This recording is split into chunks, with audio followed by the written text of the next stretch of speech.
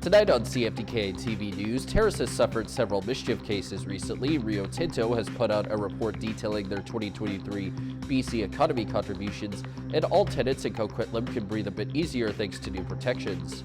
Northwest BC's only television news team. We are CFTK-TV News. Good evening, I'm Cale Maslin, and here's what's making the news in the Northwest and beyond for today. A long-standing goal of a local senior society was officially unable to be completed recently despite their best efforts, but that did not quiet their voices. Earlier this morning saw a protest be held by the Skeena Valley Senior Society near the New Mills Memorial Hospital to express their displeasure at the demolition of the old Seven Sisters mental health facility. A new version of the building has been fully constructed alongside the new hospital and is officially open for use, but the society believed that the old facility could still be useful despite it being torn down to make room for the new buildings. We've been advocating for the use of this building repurposed as a daycare for the Northern Health staff. And in so doing, we made presentations to the City of Terrace, to the Regional District, and to the Mills Memorial Hospital, or the Regional Hospital Board, as well as letters and petitions to our MLA, MP, and Premier Evie and Adrian Dix. And none of them have replied, so to speak, or have offered opportunity for dialogue to happen. The society has continued to be adamant in their belief that these resources should not be wasted, while they still have their usefulness, and even reportedly got around 2,200 people to sign a petition to keep both the Old Seven Sisters and Old Mills Hospital. Protesters were also reportedly planning to chain themselves to the building to prevent its demolishment, but they were unable to do so. But even with their message that not keeping the building is a waste of taxpayer dollars, it's not clear what the society and their like-minded supporters will do in regards to this subject in the future. For CFTK-TV News, I'm Cale Maslin.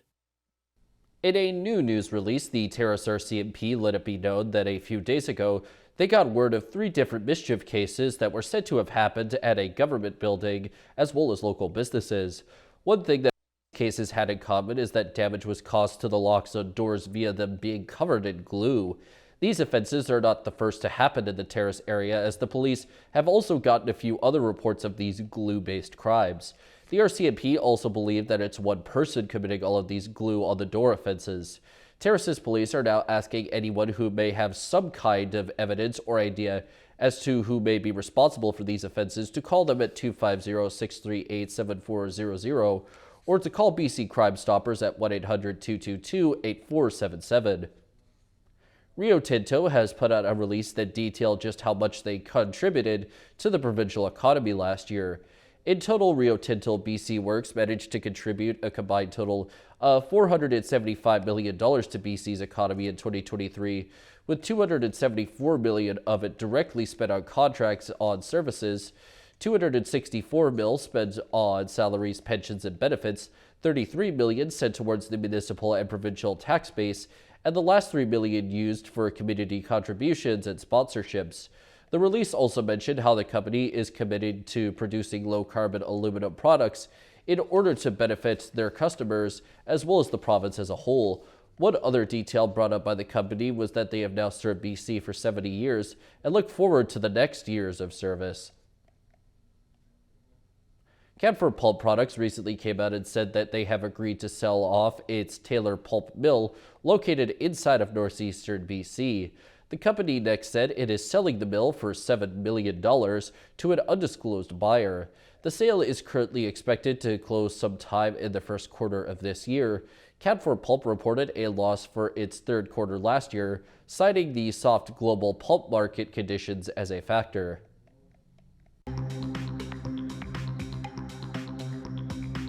Coming up next, a Vancouver Island community is trying to become their own grocery store.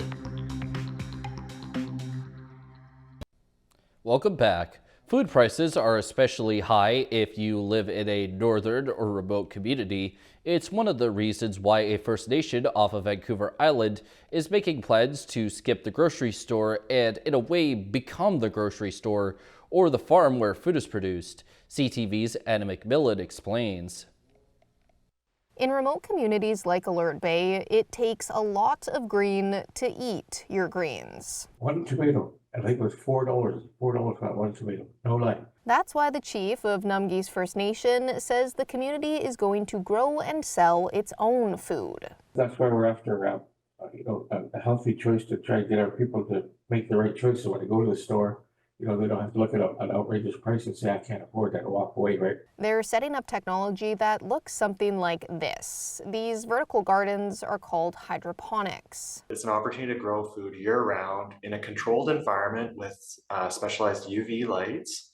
And from a hydroponic standpoint, that's recirculation of water and nutrients. Fresh food found in urban grocery stores isn't always so fresh after a ferry ride, a trip up the highway, and another ferry ride to remote communities. So to be able to produce healthy, fresh foods, we're displacing dependency on perhaps canned foods and other more preserved products with things that are much more rich in nutrients. Island Coastal Trust is investing in the hydroponics project. They'll look at selling their product all the way across Vancouver Island over time, offering up financial and physical wellness. People will be employed with this. They'll see a lot of positives from this, not only health-wise, but for the community as a whole to expand into other markets and to become self-sufficient. The plan is to get growing toward that self-sufficiency this spring.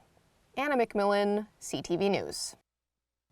We learned yesterday there are massive layoffs at BCE, the parent company of Bell Media, which owns CTV. Along with canceling newscasts, the company will be selling many radio stations, and thousands of people who have been employed by Bell no longer have jobs. CTV's Heather Wright has more information. Today, Bell announced its largest layoffs in nearly 30 years, slashing roughly 4,800 positions, which amounts to about 9% of all employees. In a statement, BCE called today's cuts difficult but necessary as the company deals with higher interest rates and continued inflation. Bell also blamed an increasingly unsupportive federal government and regulatory decisions. The same release goes on to tout Bell's solid Q4, with earnings of $435 million. Among the divisions sharply hit by these cuts is Bell Media, which owns CTV News. National news correspondents and camera operators in several major cities have been laid off, with plans to hire journalists who both report and shoot their own stories. While Bell plans to sell 45 of its 103 regional radio stations. Live from our Maritimes News Center. New newscasts will be canceled in every market except Toronto, with weekend newscasts also scrapped except for in Toronto, Montreal, and Ottawa. Several shows on CTV News Channel will be canceled, and programming at BNN Bloomberg will be streamlined. It calls into question Bell's pledge when it re-entered the media scene a decade ago that it would be a good steward of Canada's leading media organization across the country. News media around the world face significant challenges, from declining advertising revenue to competition from online giants like Google and Meta. Bell Media's advertising revenue declined by $140 million last year, and the company says its news division loses roughly $40 million a year. And while Bell Media still turns a profit, journalism professor Dean Winsek says it's not enough when compared to other Bell properties. When it's not cranking out profit levels at the same time as internet access and its mobile wireless services that have much, much bigger revenues, I think, these stations' fate was sealed by the demands for growing revenues, bigger profits. Bell says these cuts will save the company between $150 million and $200 million. Heather Wright, CTV News, Toronto. Tenants in Coquitlam can now breathe a sigh of relief thanks to the province's new rental protection fund. 2 housing co-ops in the community are the first properties to be acquired under the new deal. As CTV's Yasmin Gandam reports, it's meant to protect nearly 300 units of affordable housing from being developed.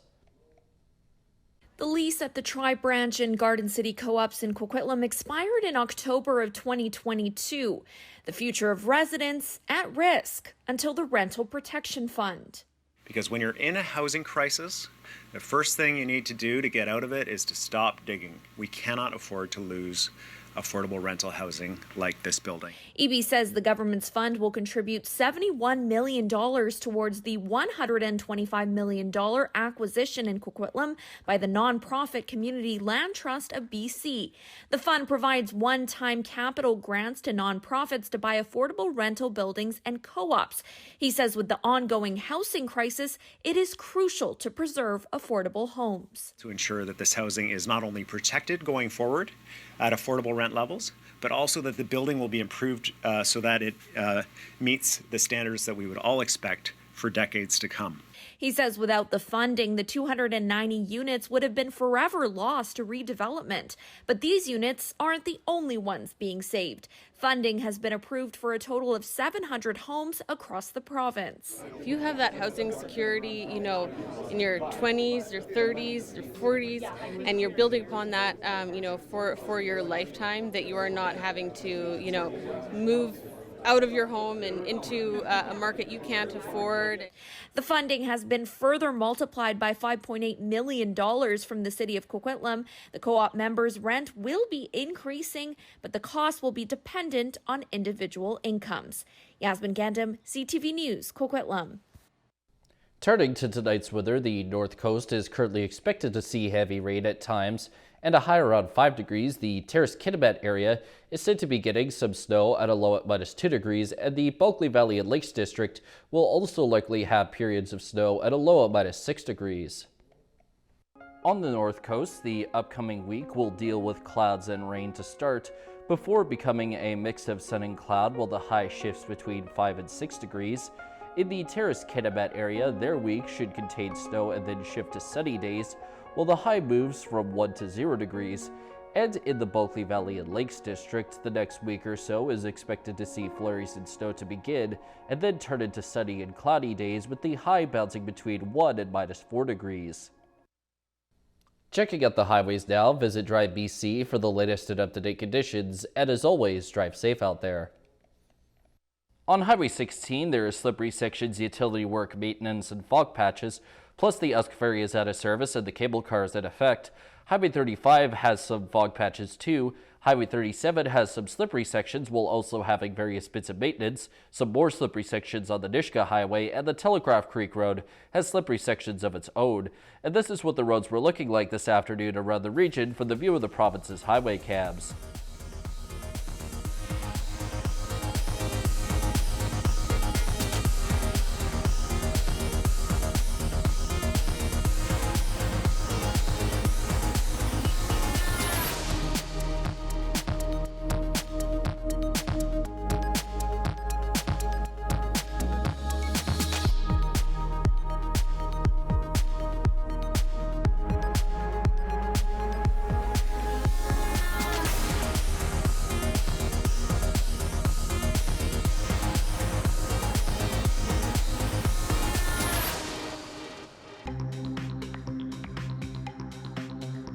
Still to come, a group has reportedly been rejected from a Chinatown celebration. Welcome back. Chinatown's largest celebration, the Chinatown Spring Festival Parade, is only days away, but a local group says it has been rejected from taking part. As CTV's Isabella Zavarisi reports, the decision goes against what the day is all about. Hours were spent designing and sewing these banners, all in the hopes of showcasing them Sunday at the Chinatown Spring Festival Parade. But for one local organization, those hopes were cut short. We were disappointed, disheartened, and shocked, frankly. Melody Ma, a co-founder with Chinatown Together, says the group was invited to take part by the Vancouver Chinatown Spring Festival Celebration Committee. After applying, she says they were initially denied by the committee, who asked for documentation proving they were a registered nonprofit. Even though that was never a part of the rules and regulations for participating in the parade and nowhere to be found within the application. Ma says they submitted the forms, were approved to participate, and then that decision was rescinded. An email from the committee says, "While your passion for advocacy has been recognized, It is essential to underscore that political activism finds no place within the spirit of this event. Ma says there was nothing political about being in the parade. Many of us have strong connection to the Chinatown Parade, and it has a significant place in our heart. Finding out that as an adult, now I can't participate in the parade and we are banned from marching for baseless accusations is really disappointing. CTV News reached out multiple times to the Vancouver Chinatown Spring Festival Celebration Committee, but none of our calls or emails were returned. Ma says she still plans on attending Sunday, even if it is as a spectator. She says since receiving the news about being denied, dozens of people are going to show up in solidarity for the group to celebrate what the event is all about: community. Isabella Zavarisi, CTV News, Vancouver. The U.S. Supreme Court recently heard arguments that could determine whether former President Trump can run for office or even hold office again. It stems from the Colorado Supreme Court's decision to ban the former president from the state's presidential primary ballot. The court ruled Mr. Trump violated the Constitution's 14th Amendment for his actions leading to the riot at the Capitol in 2021. NBC's Alice Barr reports. Tasked with resolving a monumental political dispute, U.S. Supreme Court justices today appeared skeptical of a Colorado Supreme Court decision barring former President Trump from the Republican primary ballot on grounds he engaged in insurrection in trying to overturn the 2020 election, culminating in the January 6th Capitol attack. For the first time in history, the attack was incited by a sitting president of the United States to disrupt the peaceful transfer of presidential power. The Trump legal team argues he did not participate in the storming of the Capitol and that it did not qualify as an attempt to overthrow the government. This was a riot. It was not an insurrection. The events were shameful, criminal, violent, all of those things, but it did not qualify as insurrection. The justices questioned whether Congress should enact a national standard before states can invoke a provision of the Constitution's 14th Amendment that was adopted after the Civil War to prevent people who engaged in insurrection from holding office, and whether that provision even includes the president. Both conservative and liberal justices voiced concerns about allowing individual states to decide who is an insurrectionist. A goodly number of states will say whoever the Democratic candidate is, you're off the ballot, and others, for the Republican candidate, you're off the ballot. I think that the question that you have to confront is why a single state should decide who gets to be president of the United States. Former President Trump weighing in after listening to the arguments. It's unfortunate that we have to go through a thing like that. I consider it to be more election interference. A consequential case with the presidential election season already underway. Taylor Swift fans flocked to Tokyo Dome this week for the Asian leg of her Eras tour. But all the talk in Tokyo is whether the singer will finish the Japan part of her tour in time to see her partner football star Travis Kelce play in Sunday's Super Bowl in Las Vegas. NBC's Janice Mackey-Freyer reports from Beijing. Well, few topics can get people talking quite like Taylor Swift. The singer is kicking off her Asia tour with 4 sold-out shows in Tokyo, but all the buzz is about what comes after. Can music's biggest star make it to football's biggest game in time?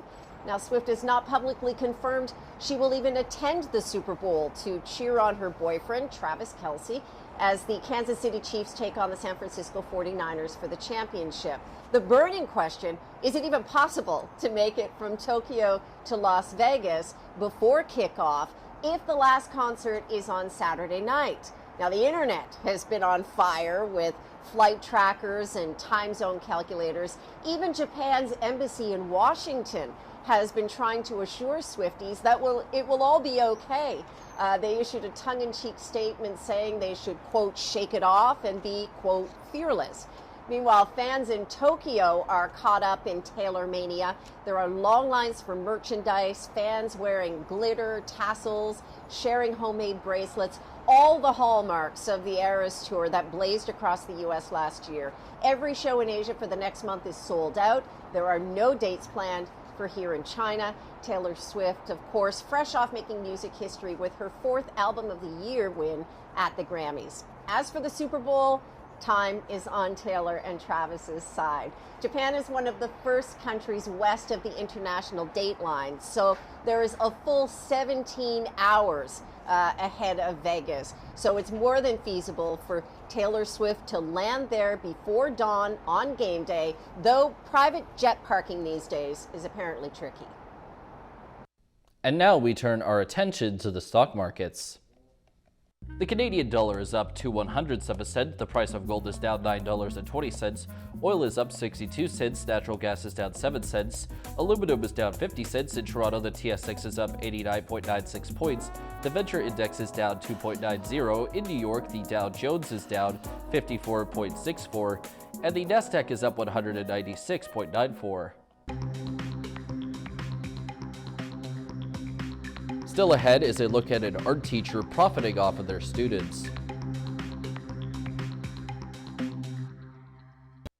Welcome back. An investigation is underway at a junior high school in a Montreal suburb as parents have discovered their children's art teacher has been taking their drawings and selling them without their knowledge for profit. CTV's Denise Roberts reports.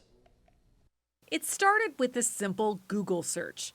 Students at a Westwood Junior High art class wanted to see their art teacher's work. They found his website and what appears to be their own artwork for sale without their knowledge or permission. Parent Michael Bennett, who did not want to go on camera, discovered artwork by his 2 daughters on several websites run by art teacher Mario Perrone. I'm extremely disgusted with this person. It's unbelievable. On one site, his 12-year-old daughter's drawing is listed for $151. Bennett says it raises serious questions about ethics and the school's screening of the teacher. Is this the teacher asking for certain type of projects to be done to be able to, sell them? The drawings aren't the only things for sale. There's mugs and phone cases. This mug bears the mug of Joel de Belfoy's son. He says the teacher and the school let the students down. This is something that they did, that they put their heart and their soul in the artwork,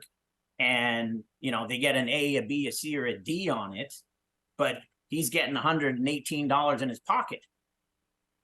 According to intellectual property lawyer Philippe Bruyette, copyright laws are clear. When you're the owner, it's a negative, right? So basically, anyone else cannot do anything or copy your work unless you give them the right to do so, such as that's what we call in a license. So you would give a license to use your work or to copy it.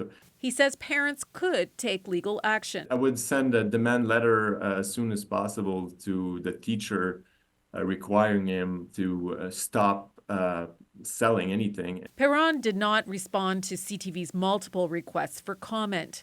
A spokesperson for the Lester B. Pearson School Board said they are aware of the allegations and they take them very seriously. An investigation is currently underway. In the meantime, students are getting much more than just an art lesson. Denise Roberts, CTV News. A former RCMP intelligence officer has been sentenced to 14 years in prison for violating the Security of Information Act, but is being given credit for time he has already spent in custody. That means Cameron Ortiz must now serve another 7 years and 155 days in prison for revealing classified information to 3 people in 2015 and trying to do so in a 4th instance. Defense lawyer John Duty plans to appeal Ortiz's conviction. That's all of our news for now. From all of us here at CFTK-TV News, I'm Cale Maslin. Thank you for watching. We'll see you next time.